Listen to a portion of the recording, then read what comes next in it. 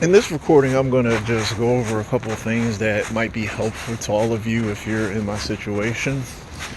So, as time goes on, you pick up little things here and there and you start to understand things better. So, someone in the comment section said that this is, we're here to learn. And yeah, I definitely agree that we're here to learn and understand things better.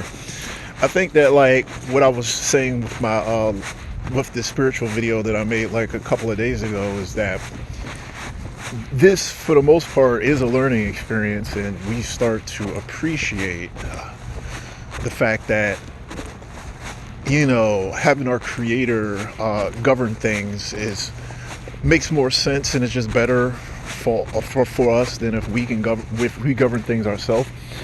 We start to understand that more and more as time goes on.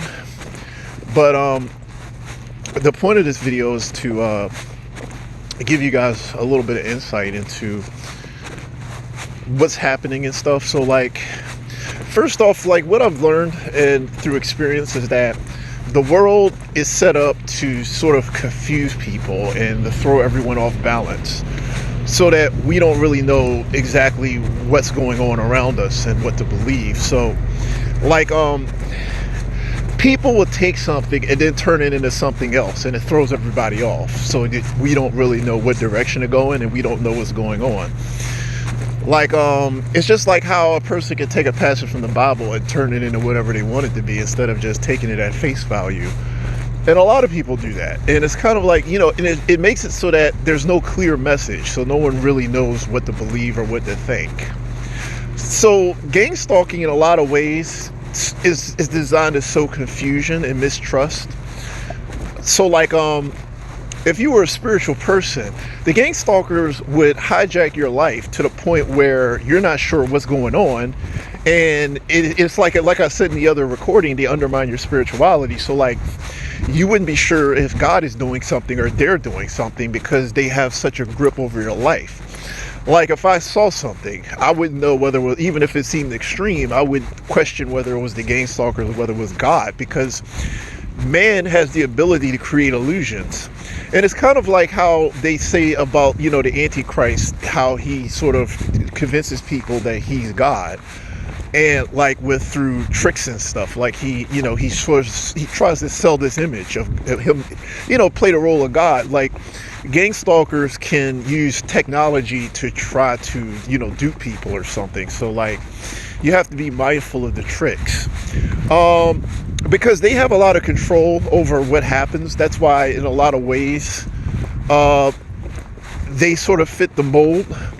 But we got to remember that there are plenty of antichrists. Like, an antichrist, for the most part, an antichrist is just a powerful figure who is basically the exact opposite of Jesus. Like, he has power and control, and he is just pure evil, basically. So, like, there's the antichrist at the end of the world is the final one and the most powerful one. He's the one that, Satan himself is, governing. Like, he's like the key part of Satan's plan, as Satan empowers him. And he's like the most powerful antichrist that's ever existed, basically. Like, he takes the entire world.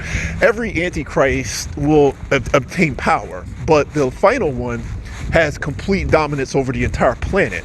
That's why in the book of Revelations, it's like the final antichrist becomes so powerful that he basically controls everything. He controls everything and everybody. And he tells people that if they don't swear fealty, if there's no fealty, then they can't function. Like, he start killing people. Like, he is just the most powerful antichrist that's ever existed. He's the final one. But there are plenty of antichrists. Like, there's plenty of antichrists. So we could be dealing with like a minor antichrist, just a powerful person, like a cult leader or something. I mean, he could be something like that, or just a gang member. I mean, you just never know. You never know. Antichrists they all are into some, like, Satan worship and black magic and all that stuff, and sorcery. They're all into that. So, like, I mean, the occult, they're all into the occult, and and they're into demons and stuff. But the point is that that's the way it could be. So here's the thing. Like, I would recommend you guys stay off of social media, first off. you don't want to give your enemy ammunition to use against you. Like if you're on social media, like I don't have social media accounts. I don't even have Facebook. I don't like social media. First off, I simply don't like it. So it's easy for me to stay off of it. But I think social media, I don't think that people in our position should ever should ever use social media. I just don't think that's a good idea. And the best medicine is to do your own thing, simply to break away from everybody and just do your own thing. You have to separate yourself from the world. So like what I've learned is that the more contact I have with the world, the harder it is to just be myself. Like the world is always corrupting me. So social media connects us to the world, and I don't think we should be connected to the world. I think it's a bad idea. So I don't want to connect to the world. I want to disconnect from the world. So since I managed to disconnect from the world, I've been a lot happier. I really have been. I think that the world drains us. I think that the world brings bad things into our lives. I don't think the world ever really delivers anything good or positive. My dealings with the society have always been negative. So if you're off social media and you're just, you're breaking free of the entire world, you'll feel a lot better. I mean, you just will. I'm not saying your problems go away, but I'd say that you probably feel a lot better.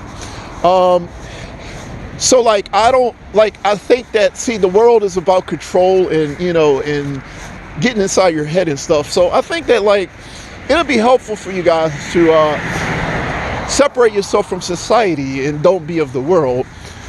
It certainly has worked really well for me.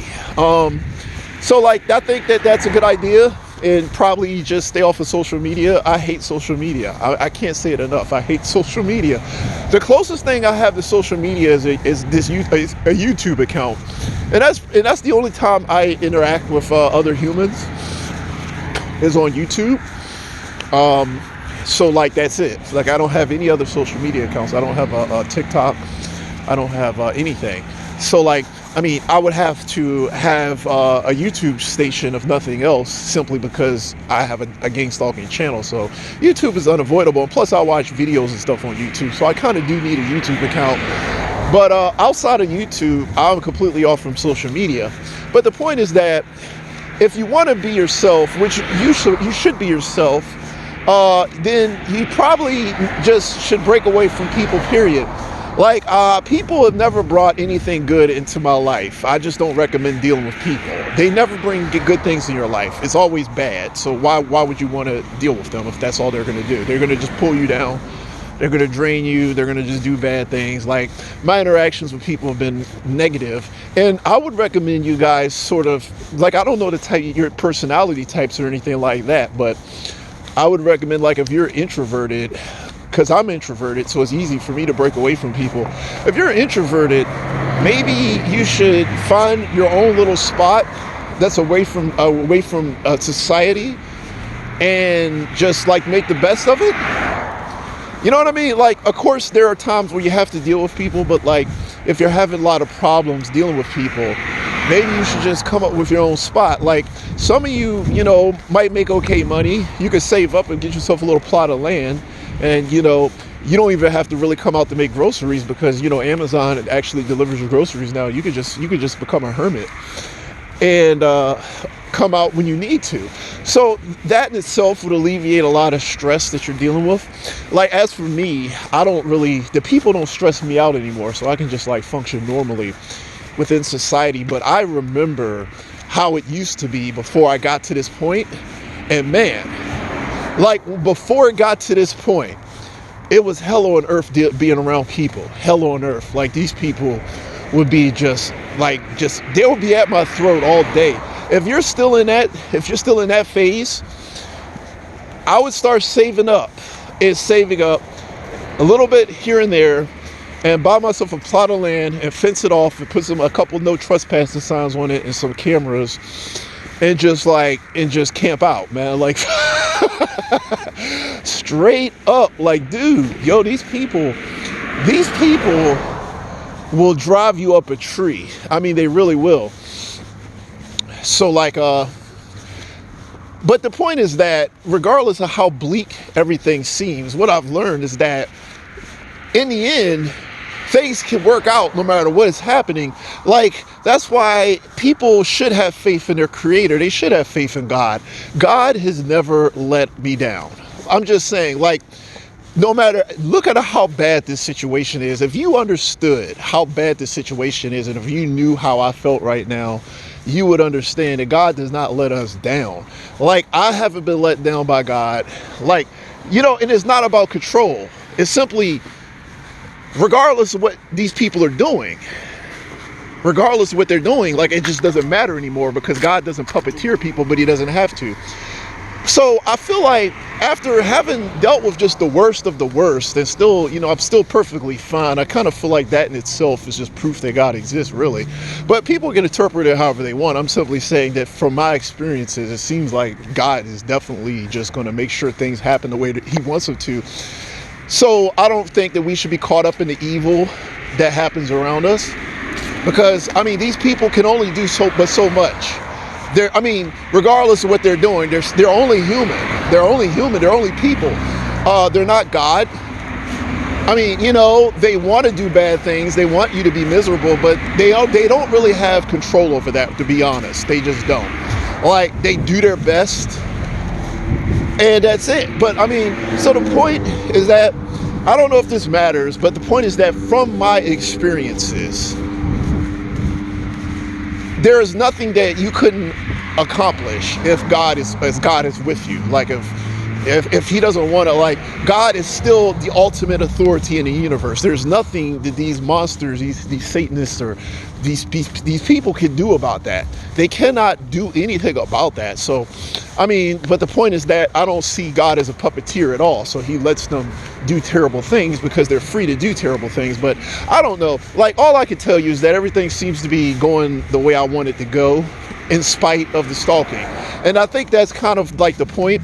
But I've been actually trying to iron out a lot of things that I need to iron out. There are residuals from my war with the gang stalkers and the people out here. There are residuals. I have to iron out the residuals. Even after the war has been won, you still have to rebuild.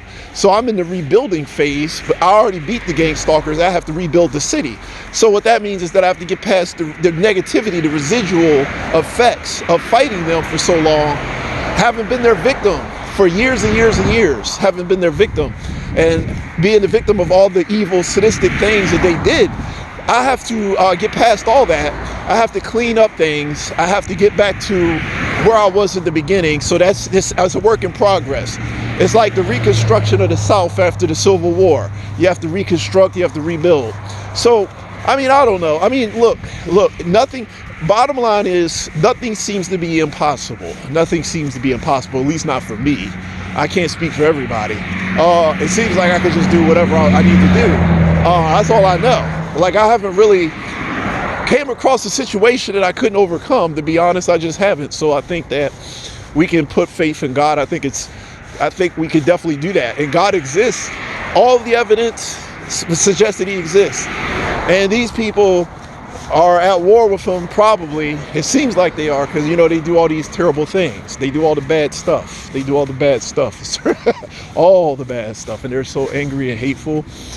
And, they just want to tear you down.